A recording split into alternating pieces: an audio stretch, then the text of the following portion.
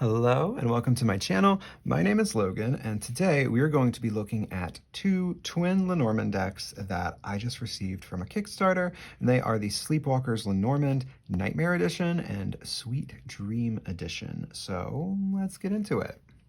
So both of these decks are designed by, I believe, the creator of the Sleepwalker's Tarot, Achi. Forgive me if I'm mispronouncing that, and can be found through, I want to say, the Vermilion Collective or Vermilion Collection website. That's the Tabata alternative that has a lot of really great decks from Asian artists, and they are not super expensive. I love Tabata. They have an amazing collection, but their prices are hefty. Not that it's not worth it. I'm just a cheap bitch and I like to save where I can.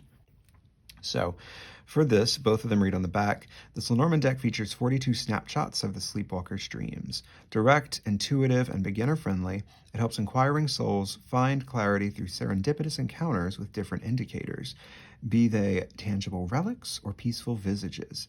Dive deep into the subconscious void on this unknown yet promising journey. Well, that's what that one says. This one says at the bottom, rekindle your lost memories on this colorful journey embraced by sunshine.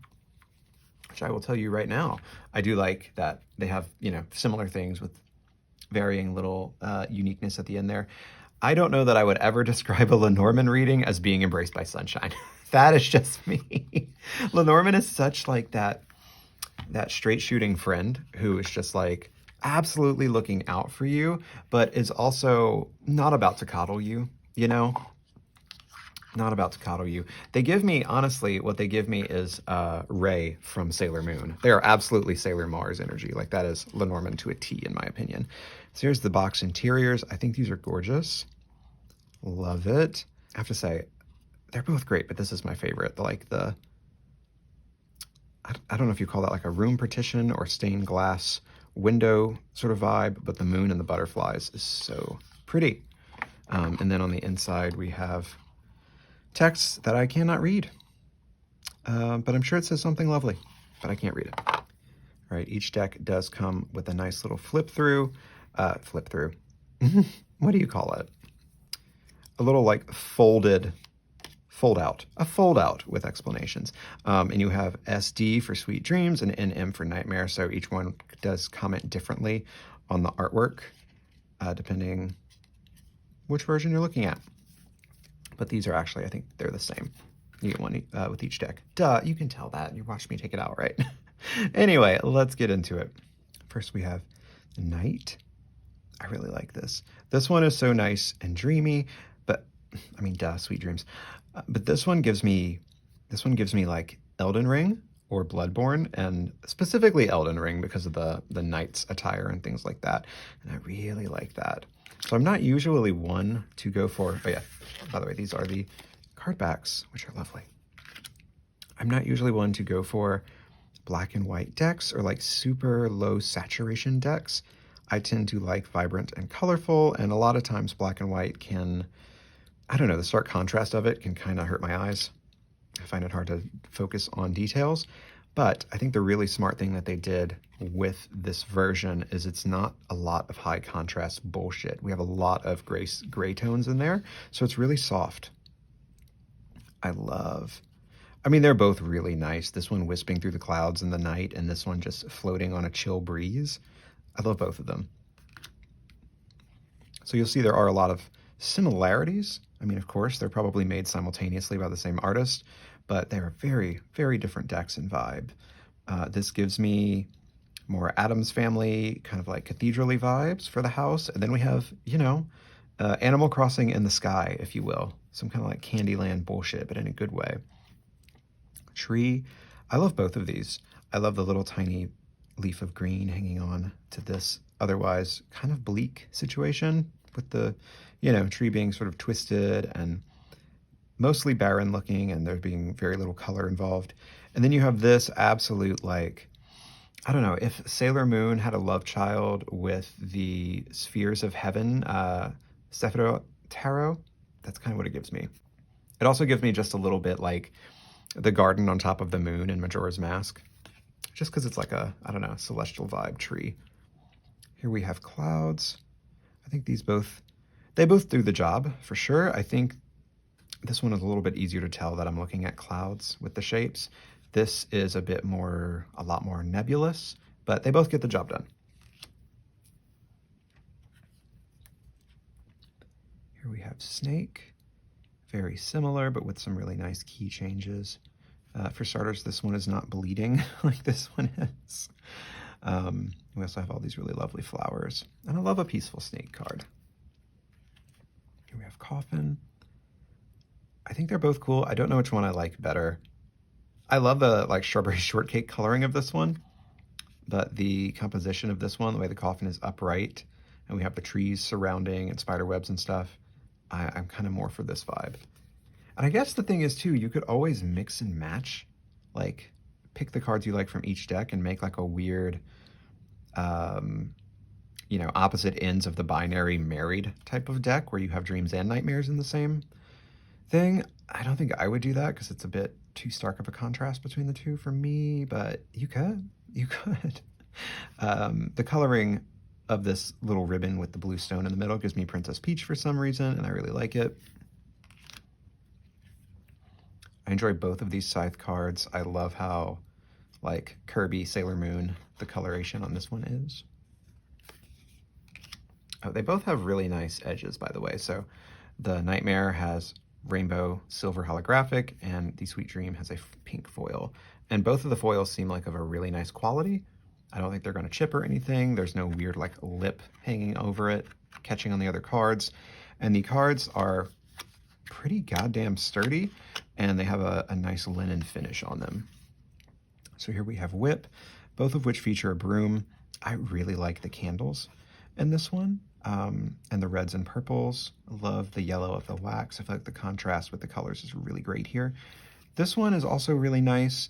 The tiny little pentacle hanging off of the broom is a little like, I don't know. It's, on the one hand, it's great because representation to an extent, but like on the other hand, I'm just kind of like, this feels like a tiny besom I could just find at like any little metaphysical store and not like part of a grander fantasy world.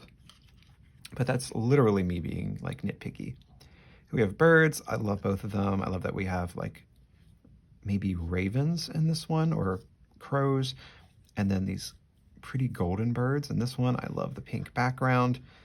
It's just a strawberry lemonade fantasy. Here we have Child. I like this one a lot more, like decidedly. And something about the face on the kid and the cat together, they both give me kitten chops, like Playful Heart Tarot or the Pipspeak Tarot. It gives me that, which makes me like it even more because I love kitten chops, collage work and artwork and paintings and all that.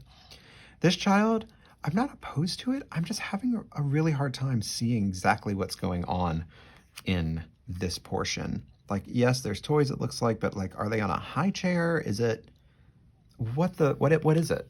Let's find out what it is. If I can figure out how to use this thing, because I'm a simple hoe.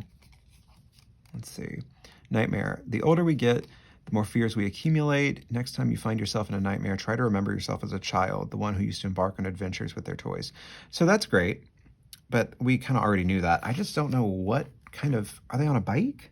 Is it a tricycle? Oh, okay. I think they're on a tricycle because it looks like there's tire treads on these three things. So, okay, they're on a tricycle, in my mind at least, and they're going down this dark path. That's fine. Okay, I can work with that. I just couldn't tell what it was. I love both of these fox cards. I am a whore for fox cards and foxes in general. I do prefer this one, but the briars of this one are nice and cool. Yeah, I'm a fan. For bear, we have bears, which is fun. I love that we have that sort of parent bear and baby bear dynamic, since the bear card can represent like authority figures or, you know, mothers, that sort of thing. I would say any parent, because sometimes biological mothers are horrible creatures that eat their young of the human variety as well, figuratively. So I would open that up to just parental figures in general, guardian figures. But yeah, so I like the way that having the little bear with the big bear ties into the whole guardian aspect of the card. I love the polar bears over here, but I also love the brown bears over here. I think they're both really cute. This one gives me solitude and quiet and, you know, maybe a sparkling ice cave. And this one gives me hey, boo-boo a little bit, you know? Both of those are fun things. Here we have stars. They're very similar. We both have stars on strings. This one gives me, I don't know, like more of a marionette vibe or some sort of something theatrical and possibly Victorian. I don't know. I'm struggling to find the words I'm looking for. Whereas this one just gives me Kirby. And so, yeah, this one's my fave. But I like both of them. Going through both of these decks, yeah, I think there are some moments in the Sweet Dreams deck that are a little bit too saturated for me with like too intensive color. But overall, I do prefer the Sweet Dreams one. But the Nightmares one is a lot easier and less busy to look at. So in this one, we have a stork coming home to a freshly hatched chick. And in this one, we have a stork that looks like they're still waiting on their eggs to hatch. So if you read pregnancy into the stork card, I think having the eggs and nest there can definitely take care of that. If you don't, well, you still have a stork on the card, which is where I'm sitting. It's like, yeah, I don't look at it like that. Dog, both of these are really adorable. So cute. I prefer this one simply because of how gorgeously this golden collar with the cute bell on it stands out against all of the black and white and gray. But they're both great. Okay, the tower cards. I would pick this one any day. But they're both really pretty, right? This is just a little bit less fantastical for me. The blue mountains and like the orange flowers do really help. But yeah, this with the blue fire, I mean, come on, that's cool. Love the garden cards. Just absolutely adore. Again, this one is giving me like Sailor Moon meets Elden Ring. And then this one is, I don't know, just straight up something out of like Cartoon Network or Adult Swim, some like Candyland Heaven vibe. I like it a lot. Mountain. Both are totally fine. I much prefer this one though. I think it's actually really crisp and beautiful with lovely use of color. I like how some of the grasses down here go into bits of yellow, so we have a nice contrast to the blue and the green. This one is lovely and foreboding, but because there's like no pop of color that I can see, it just feels very flat, and I tend to like to have some amount of dimension. We have Crossroad. Again, it's mostly flat, but we do have some little red eyes peeking out. And that's fine. Like, this is going to be such like a go-to Halloween Lenormand deck for me.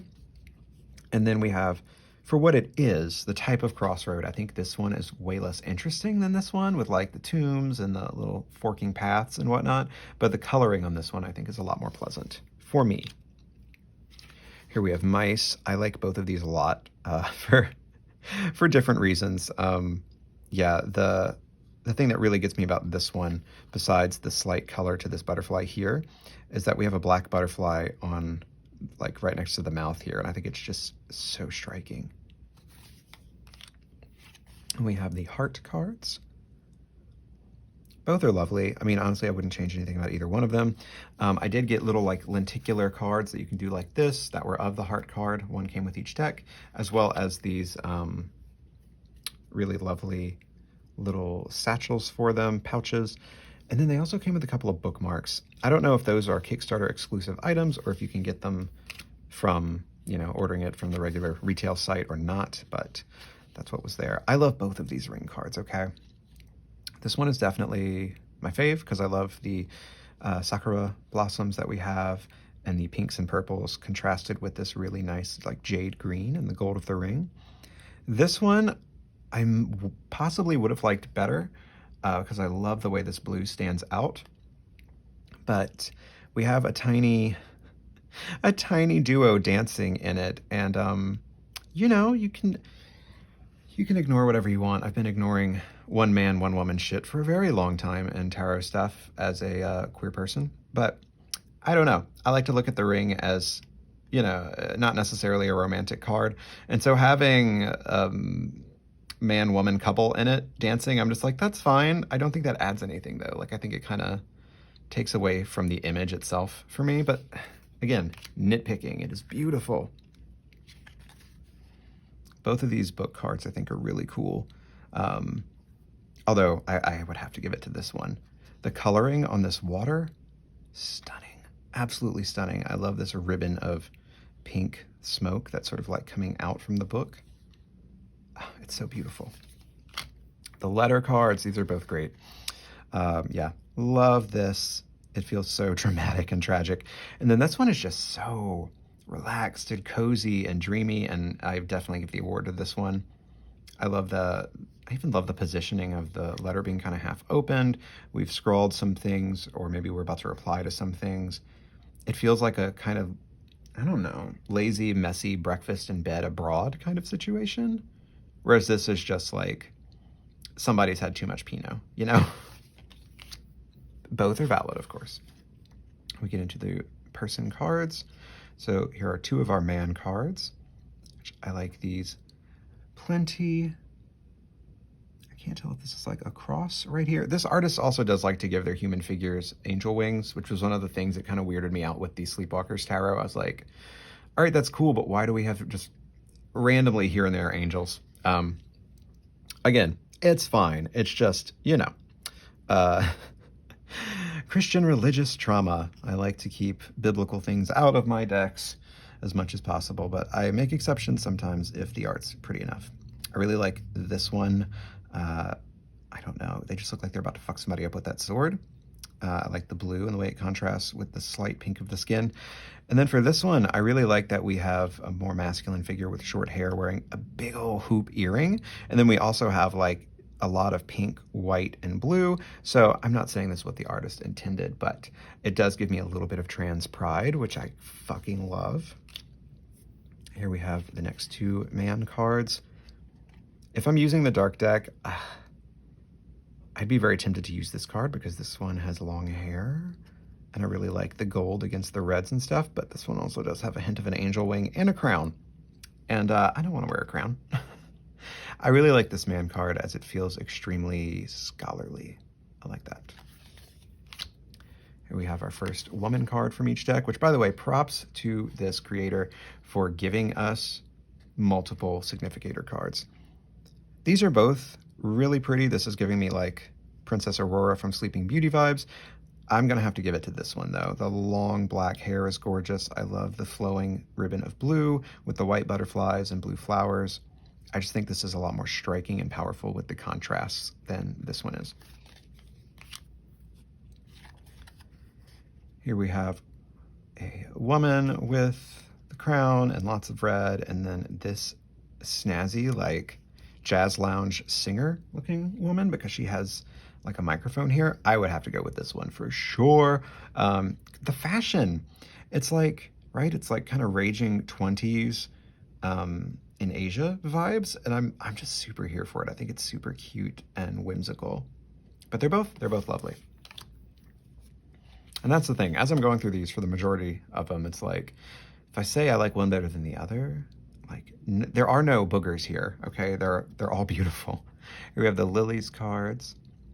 I'm pretty what and what on these. I'm not over the moon about either one of them, but they're totally fine. Here we have the sun. This is really cool because again, the pop of yellow against the grayscale. And then this one is just so fucking cool because of how massive this sun looks on the horizon. So I would probably pick this one, but they're both, I think, really great. And I love the little tiny person on a boat on this one. Yeah, sun cards are not usually cards that knock my socks off, but I really like these. We have the moon. This one is okay. It's just fine. This one, the moon sitting on like a slice of floating lake or something, fuck me up. I think that's really great. And again, it takes me back to like the Kirby levels on Smash Bros and stuff. Yeah, it just gives me that. I really love it. Here we have key. Both of these are totally fine and serviceable. I'm not over the moon about either, but I'm not mad at either of them either. Here we have the fish cards. This one, it does, there's lots of shadow. I feel like we are getting into the depths of it, so I like that aspect. This one is just whimsical as fuck, and I think is gorgeous. So I do prefer this one, but this one is, I think, really strong too. Ugh, colors. I hope Achi eventually does an Oracle deck because I would be very down for that. Anchor. The green is nice. I'm going to have to give it to this one though, just because it feels like a much more lively world. It feels a lot more dynamic because of all the colors. I think you can make, grayscale stuff dynamic as well, because sometimes these cards are more striking with the pop of color against grayscale, and these kind of blend together because there's not enough contrast with all the bright colors. But, nothing is going to be 100% to anybody's taste, my own included, so it's fine. As I've said many times before, if you're going to give me a goddamn cross in a deck, please make it pretty, and I think these are both gorgeous, so I'm not mad at either one of these. Yeah, not mad. Now here we do have some extra cards. A couple of them, I've been kind of guessed at maybe what they are, but we can look at the little fold out to tell us exactly what the fuck is going on. I think a few of them take influence from, are they not in here? Are they? They're not in. Girl, what are we doing? Okay, so they're not in there. I might say what they are on the Kickstarter or website or something. Some of them I think take influence from Rana George's not Essential Lenormand, not the book. Maybe the deck is called the same thing. I don't know. But she has a few bonus cards that I think are really smart. And some of these I think emulate that. But so we have this floaty figure over here. We have some magical shit over here. This one, I feel like we've got like a bundle of herbs burning. We have, I don't know, maybe this is like trying to find something that brings us like a childlike sense of joy in the midst of like a oppressive time. I'm not certain. And then this one is like, I don't know, are we pouring this into our bath? Is it a magical beverage? I'm not certain what's going on. So those first two from each side, I'm probably not going to use in the deck. This is where Rana, I think some Rana inspiration comes from, because she did add a bed card into her Lenormand deck, sort of like as its own, you can stop arguing about, at least as far as I understand it, you can stop arguing about whether the whip is sex or the lilies are sex, and now we just have a bed. I don't know that I will use the bed card. I'm going to think about it. Because I'm pretty happy with where I am with like the cards that I use to signify sex, but we'll see. Bed can still be other things. And then final cards for each deck. We have some sort of exchange going on here. I really like the way this corally orange nail polish pops against the grayscale. And then we have all sorts of colorful figures, sort of like, I don't know, is this like a really wildly colored afterlife? I don't know what's going on, but it's really pretty. So yeah, this has been the Sleepwalker's Lenormand Nightmare Edition and the Sleepwalker's Lenormand Sweet Dreams Edition. I hope that you had a good time checking out these two decks with me. I definitely had fun going through them and trying to look at some more of the details. And yeah, let me know if you have either one of these or if you have the Sleepwalker's Tarot and how you feel about that. And yeah, I guess that's it for now. Thanks for hanging out with me. I hope you have a beautiful rest of your day. And in the meantime, take care of yourself and bye-bye.